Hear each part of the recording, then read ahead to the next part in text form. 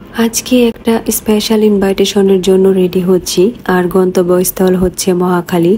যেহেতু বৃষ্টির সিজন, তাই হুটহাট বৃষ্টি চলে আসে। তবে গাড়িতে বসে বৃষ্টি দেখতে আমার বেশ ভালো লাগছিল। ইনভাইটেশন স্পেশাল হওয়ার কারণ হচ্ছে প্রায় অনেক দিন পর আমাদের সবার একসাথে একটা গেট টুগেদার হচ্ছে। কারণ সবাই ব্যস্ততার কারণে ওই রকম সময় বের করে যাওয়া হয় না বা একসাথে গল্প করা হয় না। আমাদের যেতে লেট হয়ে গিয়েছিল, তাই যাওয়ার পরে আমরা লাঞ্চ স্টার্ট করলাম। আর লাঞ্চের মেনু এত বেশি জোশ ছিল, তা ওয়ান বাই ওয়ান দেখালেই সবাই বুঝতে পারবেন। রীতিমতো এলাহি কাণ্ড ভোজন ছিল। প্রতিটা খাবারের টেস্ট এত জোশ ছিল, আমি কোনটা রেখে কোন খাবারের রিভিউ করব সেটা আমি এখনো বুঝে উঠতে পারছি না। আর হ্যাঁ, এত কথা বলার মাঝখানে আমি ভুলিয়ে গিয়েছিলাম ইনভাইটেশন কার বাসায় সেটা বলতে। এই স্পেশাল দাওয়াতটা ছিল সাইমাপুর বাসায়, কারণ সাইমাপুর সাথে আমাদের লং টাইম দেখা হচ্ছিল না। আর অনেকটা সময় যাব যে যার মতো ব্যস্ত থাকার কারণে আমরা ওইভাবে যেতে পারিনি। তাই ফাইনালি আমরা একটা ফ্রাইডে ম্যানেজ করে সবাই একসাথে হয়েছি। সাইমা আপু আমাদের মতো অনেক গাছপ্রেমী মানুষ, তাই তার ছাদ দেখার জন্য আমরা খাওয়ার পর ছাদে চলে গিয়েছিলাম। আর ছাদে গিয়ে এইরকম নাদুস নুদুস গাছপালা দেখে আমার তো অন্যরকম ভালো লাগছিল। এখানে এমন কোনো ফুল ফল বা সবজির গাছ বাকি নেই, একটু একটু করে প্রায় সব গাছই এখানে করা হয়েছে।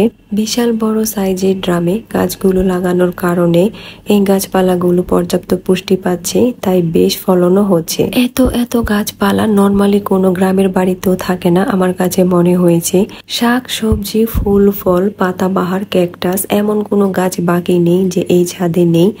আর এত সবুজের ছোঁয়া দেখে আমরা আসলে বাসায় ফিরবো বা আমরা বাসার ভিতরে গিয়ে বসবো এইরকম কারোই কোনো টেন্ডেন্সি ছিল না। আর এই বিশাল আকারের নিম গাছটা দেখে আমার আরো অনেক বেশি ভালো লাগছিল। এই গাছটাকে আমাদের বাসায় পেরেস্তা গাছ বলা হয়। এই গাছটাকে সবাই কি নামে চিনেন আমি জানি না। দেন সাইমা আপুর সাথে অনেক গল্প করার পর আপু বলছিল যদি আর কিছুদিন আগে আসা হতো তাহলে গাছ ভর্তি মালবেরি ছিল। এখন ওই রকম কোনো ফল নেই, তবে আপু বেশ খুঁজে আমাকে দুই একটা ফল কালেক্ট করে দিয়েছিল। অ্যান্ড যে কোনো টক ফল আমার কাছে অনেক বেশি পছন্দ। এই এক দুইটা ফল পেয়ে আমি খুশি হয়ে গিয়েছি। এভাবে আমরা একটা একটা করে গাছ দেখার পর দেখলাম এখানে বেশ কবুতরের কালেকশনও আছে।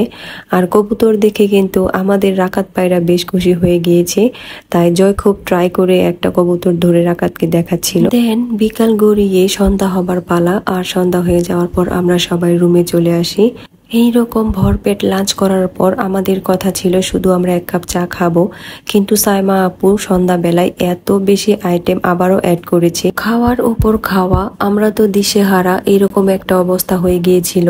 পরিশেষে আমাদের আবার বাসায় ফিরে আসা।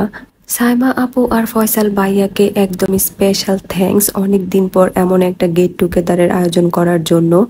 অনেক অনেক শুভকামনা ফয়সাল ভাইয়া আর সাইমা আপুর জন্য।